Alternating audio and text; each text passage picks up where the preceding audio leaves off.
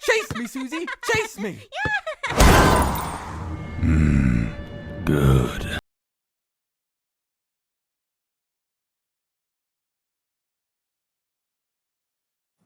الأمر الثاني أنه لا توجد دولة تصدرها.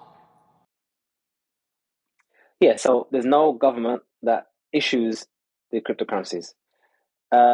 So yes, if Bitcoin is exactly like fiat, and fiat does require a backing or some level of trust, then that would be an issue with Bitcoin. Yes, agreed. If Bitcoin was like any other electronic digital currency, like any other fiat currency, that depends on trust, is a trusted system. You need to trust someone, you need to have faith in the system, faith in those behind the system, then Bitcoin not having that would be an issue. But Bitcoin was designed to be a trustless system, i.e. a system that doesn't require the trust of any institution, individual, or government. It functions in of itself. So this is the nuance that hopefully as time progresses, people will learn more about, especially scholars will learn more about, and they realize that no, Bitcoin doesn't require trust in someone because it's designed to be a trustless system. I don't need to trust you. You don't need to trust me. You can run your own node and you can verify your own transactions.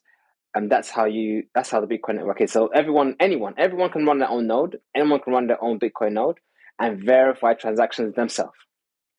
I don't need to trust a bank to verify a transaction. I don't need to trust a government to verify a transaction. I can just trust my own node and the transaction is verified. So yeah, it's true. I would agree with the Sheikh by saying, yeah, every fiat should have someone backing it because it's a trusted system. And so therefore we can see, are they reliable or are they not reliable? But it doesn't apply to a trustless system. أو تضمنها. I mean, we discussed the issue about guaranteeing it. I contest the idea that fiat is even guaranteed, let alone anything else. But one other issue, the issue of guarantee. So I just had a podcast today actually with Indonesia, and I mentioned that one of the reasons why blockchain isn't really useful for anything else other than Bitcoin, realistically, is because if you were to try and use the blockchain for real life assets, for example, like gold, like land, like contracts or whatnot, you need to, because these things are outside in the real world and the blockchain is in cyberspace, you need a third party to maintain the peg. I need to trust this person in the middle that the amount of gold in the vault is equal to the amount of coins in the system. Because if the gold gets stolen or is sold, then therefore the backing between the gold and the thing will be broken. So it needs to be someone who is reliable, trustworthy, and if the peg is broken, we could take into account. But with Bitcoin, the asset itself is within the blockchain. So I don't need a third party. I don't need someone else to maintain the peg between Bitcoin and the blockchain, or the information on the blockchain is within the blockchain. That's why it works. And that's one of the reasons why it is a trustless system. So therefore, when you say guarantee it makes no sense to say I guarantee Bitcoin because Bitcoin is within the system and the system verifies itself. If I say ما توجد دولة في العالم تصدرها. There's no country in the world that issues it. Yeah, we get that. Although there will be. So when CBDCs become a thing, central bank digital currencies, based on how some of the scholars are discussing the matter, I would assume they will be backing it. And that's quite concerning because we all know that a CBDC or central bank digital currency is basically a digital currency that the government has the rights or ability to take your money like that. They have the ability to just tax you from your wallet. So at the moment, government have to, for example, your money's in the bank, your bank is a private enterprise, so the government might have to tell the bank to freeze your account and so on. There's some checks and balances in that. Whereas the CBDC, essentially, they have direct access to your funds and they can seize your funds and they can stop your use of it and so on and so forth. So that's actually more concerning. So if you had actually Bitcoin issued by government, that would be actually a problem. That's not. They're saying this. Sheikh is saying this is a requirement. I'm saying that's actually a ولا توجد دولة في العالم تعطيها الضمان الائتماني أبدا. And there's no government in the world that gives it that guarantee, that warranty at all. Yeah, we know that. فهي لا تكتسب أي صفة من صفات النقود. So back to the two principles mentioned before, as money being either commodity-based, product-based, or based on the guarantees and warranties of the government and issuance of the government.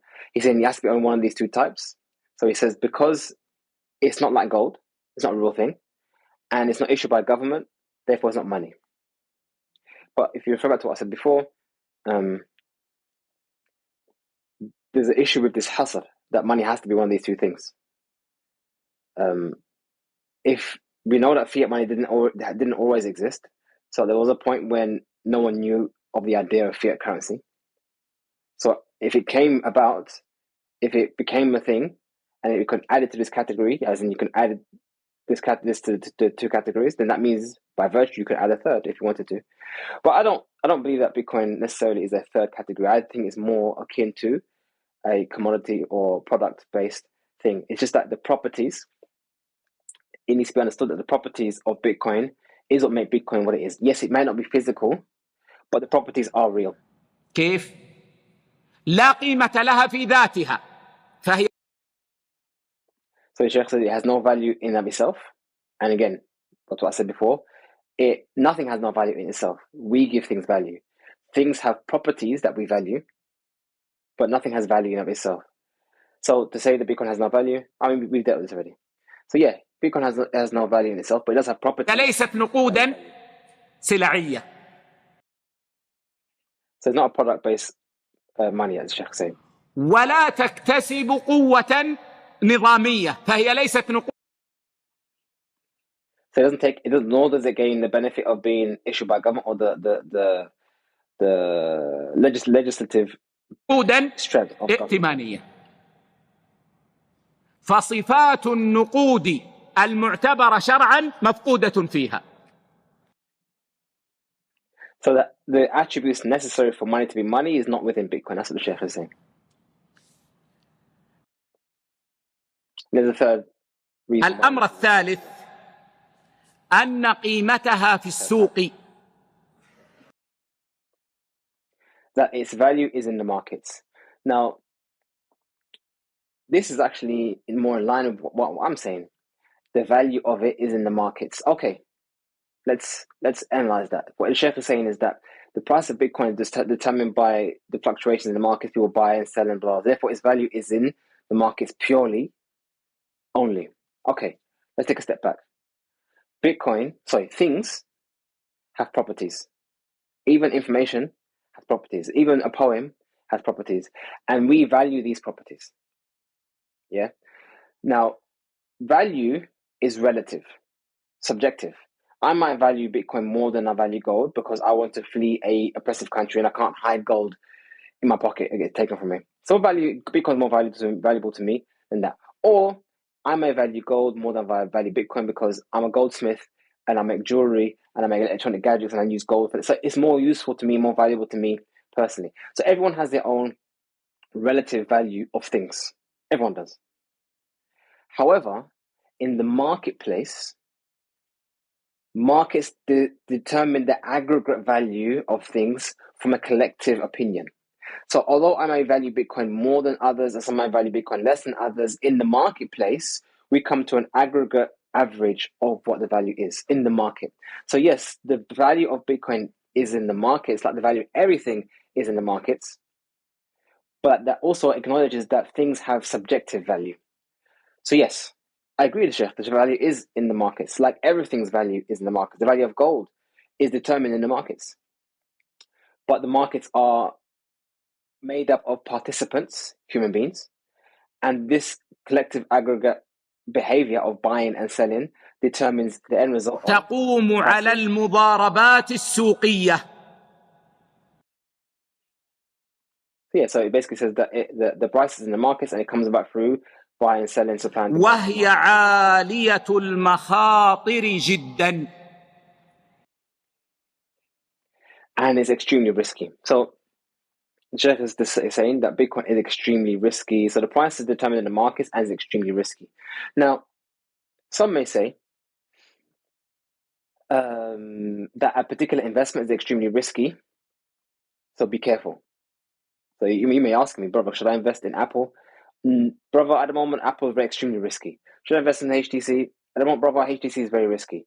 Should I put some of my money into the Russian ruble? Brother, at the moment, it's very risky because of the war in Ukraine. Things may have varying levels of risk. All things have risk. Some things have more risk, some things have less risk. Now, if something is extremely risky, we have to ask ourselves the question, even if it's extremely risky, does that make something haram? I would tell you, brother, be careful. It's extremely risky. It's highly likely you're going to lose your money if it's a business or whatnot. Then you say, okay, fair enough. Based on your advice, I'm going to avoid it. Or actually, although the risk is high, the reward is equally high, and I'm happy to allocate a small portion of my wealth to this risky investment, for example. I mean, investing in individuals, it could be really extremely risky. Maybe a person in the community is known to default and not really do really good at business. So investing in him will be extremely risky. But at no point does it become haram. So this is where I do have an objection in investment advice becoming fatwa.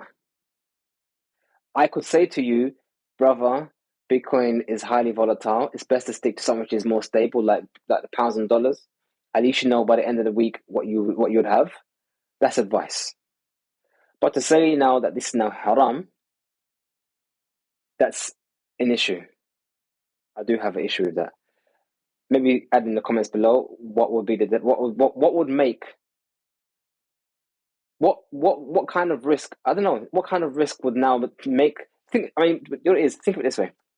When we say the word haram, we're saying that the angels on your shoulders are writing down sin. We're saying that on Yawm al-Qiyamah, you are risking hellfire for your action. So are we saying that buying something which is risky can be punishable by hellfire? Surely the punishment is losing your money, and then further punishment in hellfire. So don't get me wrong. No doubt, if a person does not have the money, like they've got their paycheck and they need to pay for their bills and whatnot, and their family may starve, I said to brother, if you let your family starve based on risky investments, you're going to fall into sin. I get that. That I fully get. But to make a blanket statement that investment because something is risky is haram is without clarifying the nuance. I don't know. It takes some thought. يعني جميع الاقتصاديين يجعلونها في المخاطر العليا. So all economists make it from the highest level of risk. See, again, we see clearly here that the Sheikh is making reference to certain individuals, economists. If these are Keynesian economists, if these are fiat-based economists, then no doubt he will be influenced by their views, and that will show in his fatwa. So again, my point here is mention that point, not to say anything bad about the Sheikh, just to highlight the reality that his fatwa is based on a perception. So if his perception was different, maybe his fatwa would be different. If he felt that Bitcoin wasn't actually that risky, would he still say it's haram? If he felt, طبعا في مقاييس الاقتصاد هناك مخاطر متدنية. So in the measurement of economic measurements, you could say there are things which are low risk, high risk. وهناك مخاطر متوسطة وهناك مخاطر عالية. يعني مختلف في هذا، لكن من 1 إلى 20% مخاطر متدنية. يعني إذا كان الاحتمال. Yeah, so there are some that are, you could say the risk is between 1 and 20. Was it 20? 120, that's low risk. 20 to 50, medium risk. 50 to 70, high risk, whatnot. Now, no doubt Bitcoin is more volatile than a lot of things. But there are things that are way more volatile, a lot more risky than Bitcoin. That still doesn't become haram. So this is where we have to be fair in our assessment.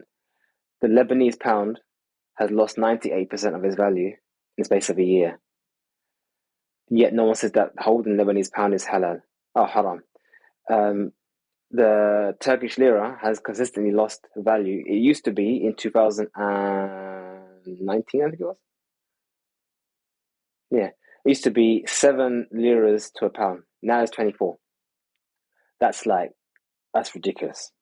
No one says the lira is haram. And just قيس على هذا. Look at many currencies in the world that literally lose their value over time. Highly risky investment, but yeah, no one says it's haram. So one needs to be fair about that. And this is what actually Sheikh Khavalan said. He said that if you look at the objections against Bitcoin, you find that in other things as well. So not me saying it. Sheikh Khavalan said that. من 1 إلى 20% فهي مخاطر متدنية. من 20% إلى 50% مخاطر متوسطة. من 50% إلى 70% مخاطر عالية. أكثر الاقتصاديين يجعلون مخاطر العملة الورقية فوق 70%. Yeah, so he does say that most of the economists consider the risk ratio. It does say العملة الورقية, as in paper money, as being more than 70%. But I think he was referring to Bitcoin, because I don't think he's talking about currency. I mean, he said paper money, but I think he's referring to Bitcoin. I think that's the tip of the tongue. Because I don't think the Sheikh is saying that fiat is high risk. I think he's saying Bitcoin is high risk. So that's فوق 70%. maybe فهي ذات مخاطر عالية جدا. Yeah, so he said paper money, but you meant يمكن أن تنفجر في أي لحظة. It can explode at any moment. And this is actually more applicable to fiat, actually. So in the last 15 years of Bitcoin, the direction has always been up. It's gone up and down, but the net direction has been up. You have countries who the net direction has been down consistently for that same period of time. So therefore, if you were to just look at it like that, Bitcoin is a lot less riskier than most fiat. But yet we don't have that same justification for that. I guess maybe because they're government issued, maybe. ويؤكد هذه الحقيقة التقلبات الشديدة في قيمة هذه العملة. And what emphasizes this is its extreme volatility in this commodity. And again, I advise anyone not to listen to me or listen to the Sheikh. Just go to any charts which follow the price of things. Check out the price of silver. You'd find the volatility of silver is high. And it's always been high, but silver's been up all over the place. So there's one, I think, during the COVID year, in 1 month, it went from like $15 an ounce to like $32 an ounce. That's more than double. And then dropped down to $24 an ounce. So that's high volatility. Yet no one would deny that silver is halal. Not only that, even oil. Oil fell from about $70 a barrel, and especially on the futures market, down to zero. Actually, went less than zero on the futures market. Went to minus. That's extreme volatility. Now they will say, "Oh, that's because of the economy, because of the market." But that's the point. The point is, we have to be fair. If volatility is a thing to make something haram, then everything that is volatile should be haram, not just Bitcoin. But we don't find that same ruling applied to other things. Maybe the approach here is that it's a combination of these things. So the volatility of Bitcoin adds to the fact that it's not issued by government, adds to the fact that it's not physical. Maybe it's a combination of things, which is why they bring it up. But like I said, don't follow me. Just go and look at the price of the Lebanese lira. Go and look at the price of the Turkish lira, or Lebanese pound, Turkish lira. Go look at the price of the Argentinian peso. Look at the prices of economies like Sri Lanka, like Pakistan. Look at their currency, like Egypt. You'll find days where it does this or it does this. It literally, within a moment, it just depegs. It just drops down 50%, 20% in a second, and doesn't recover like Bitcoin. It just stays down. So it's not fair to make volatility a reason, and that's what Sheikh Khavalan mentions. فقد ارتفعت قيمة هذه العملة حتى لامست 20,000 دولار. So it went up to all the way to 20,000 Bitcoin. ثم فجأة فقدت 60% من قيمتها. And then all of a sudden it dropped down 60% down to $6,000. Now, as of recording this, Bitcoin now currently is 27. So if you just did nothing, you still would have more value in purchasing power if you just held onto your Bitcoin. So by this example, and anyone can give this example of Bitcoin at any point in time, if you just did nothing, Bitcoin will always recover. So yeah, it is volatile, no doubt, but I believe that will maybe probably level out a little bit, but I don't think it will stop because listen carefully, I'm going to say this once, I'm not going to make it long. Stability in currency is a fallacy. Might be controversial to hear, but the idea that a currency has to remain the same is a fallacy. It's false. Any perception of stability in a currency is artificial. Take my word for it or not, it's up to you, but I'm telling you as a fact.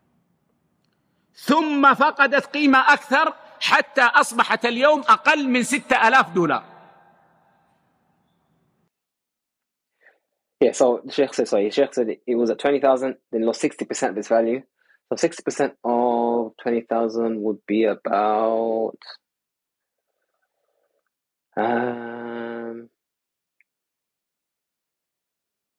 mine's gone blank. I don't know, probably about 12,000.